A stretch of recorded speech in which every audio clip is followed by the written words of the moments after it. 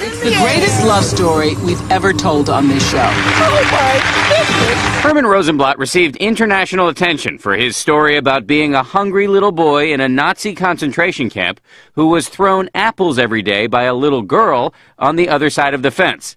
Years later, according to the story, Rosenblatt met that same girl on a blind date in New York City, and he proposed on the spot. I used to come by every day, bring the apple, have in my jacket and a piece of bread, and he used to say, "I'll see you tomorrow."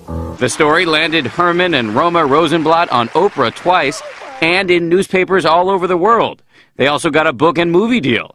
But the story wasn't true. Why did you do it? Why did you tell such a big lie to so many people for so long? It wasn't a lie. It was my imagination. And in my imagination, in my mind, I believed it. Even now I believe it, that she was there and she threw the apple to me. How can you say it wasn't a lie? It wasn't true, and you know it's not true. Yes, it's not true.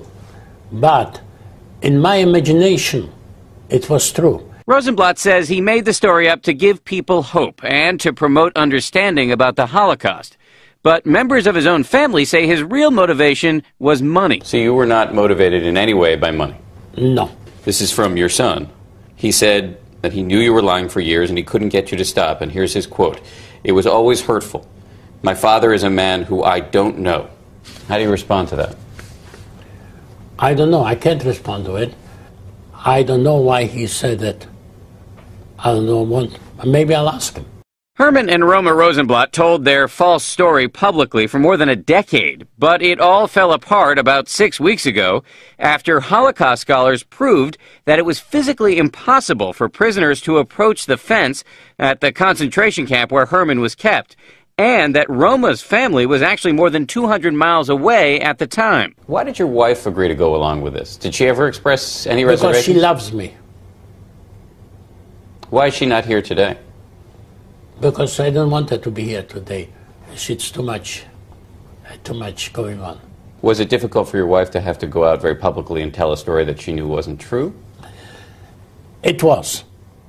It was. But she loves me so much that if she thinks that's good for me, she'll go along with it. Rosenblatt is remarkably unrepentant about his years of lying. I pronounce my love for you forever.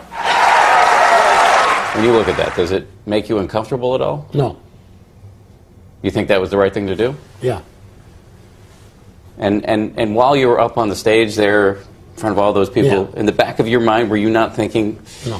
I'm not telling the truth here? No. Let me ask you just quickly about... I didn't hear you say you agreed to it. Do we agree to that? Is that... Our interview was frequently interrupted by this man, Harris Solomon, who says he is planning to produce a fictionalized movie account of Rosenblatt's story, despite complaints from critics. Rosenblatt says he wants people to know that he did what he did with good intentions. So if you had to do it over again, would you tell the same story? Yeah. You would? Yes. Rosenblatt does say that he's sorry, but he's only sorry, he says, that people took the story, quote, the wrong way. His book deal for a nonfiction memoir fell through a couple of weeks ago because of this controversy, but a fictionalized book may come out this summer, and the movie version is supposed to start shooting this summer as well in Eastern Europe, Diane, and they say they're going to carry on despite the criticism. I simply don't know what to say. I mean, it's his imagination, but he knows it's not true. He says he made up a fantasy world, and he was living in that fantasy world. And his son says, tried to stop him. Yes. Good heavens. Okay, thank you, Dan. Pleasure.